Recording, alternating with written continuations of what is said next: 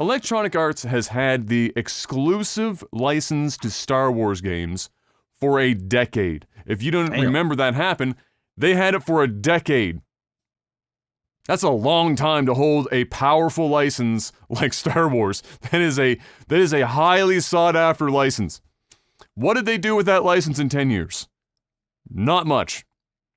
We had the Battlefront game that came out where they spent most of their time trying to fix it, and by the time they fixed it, the player base was basically already gone. And then we had Battlefront 2, which was kind of like here and gone. The best that's come out of it was like Squadrons, I guess, is like the most recent. I think that was still under EA. But they've really not done a hell of a lot in 10 years. That's over now. Because they have resurrected Lucasfilm Games, which hasn't, that's some shit that had been around for a long time in any major capacity. Lucasfilm Games come back and all of their IP that they had and everything, like the licenses for stuff like Star Wars and others, which I'll get to here in a moment, are now being distributed a bit differently. For example, EA failed to do one of their major Star Wars projects that was teased at I think it was an E3, and then it failed to happen. There was a date attached to it or some shit, or a number attached to it. I can't remember. I think that's the title that they were referring to here. Anyway, they're handing this shit off, and now Ubisoft Massive is taking over. That's the group that is behind what's it called? The fucking, I think I have it in my notes here.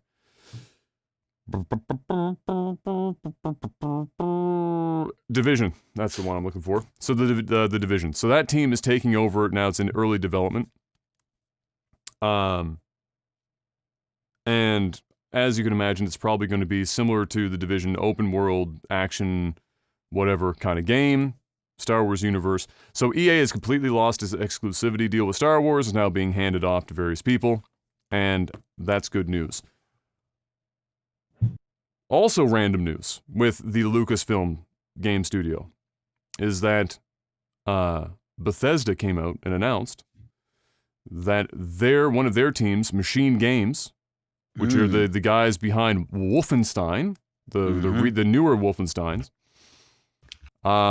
is now developing Indiana Jones. I saw that, yeah. An Indiana Jones game. Now, one would imagine almost instantly that means we have Uncharted, the Indiana Jones story coming, because that's almost certainly what's going to be. Because, I mean, Uncharted is Indiana Jones.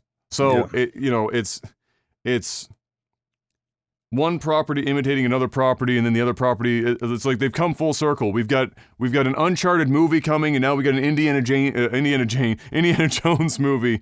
Indiana Jane is actually coming soon to get women involved. But Indiana Jones, video game. So, look, if there's one thing that this developer has proven, is that they are really good at making games about killing Nazis. And what is one thing that Indiana Jones does? That motherfucker deals with Nazis.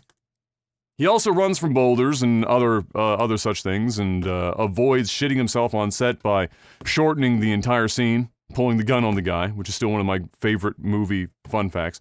But there you go. Now, I'm hoping we get a disgruntled Harrison Ford as the voice actor for Indy. I highly doubt that.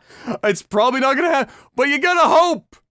The only real downside to this, I only recently started watching the Indiana Jones movies. It's one of the biggest film series that I never really watched, and I just started because M loves them, so we've been watching them.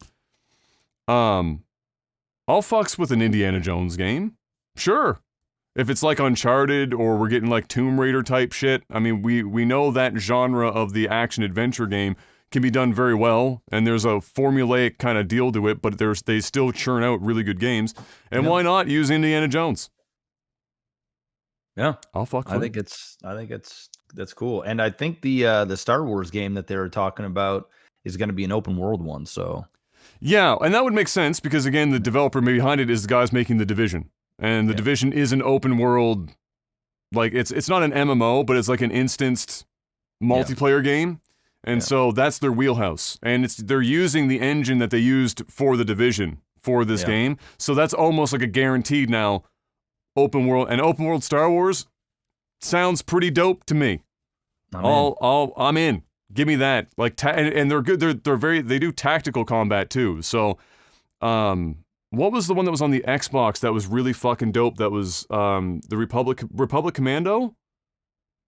Was that it? I think it was Republic Commando on the Xbox. You might even have a copy back there somewhere. But I might. But it was super dope and it was like a tactical shooter. Having that kind of gameplay done by them within the Star Wars universe seems like the perfect marriage. And that would be pretty fucking awesome if we get something like that for sure. The one joke that I had to make though, because I just fucking can't stand the guy.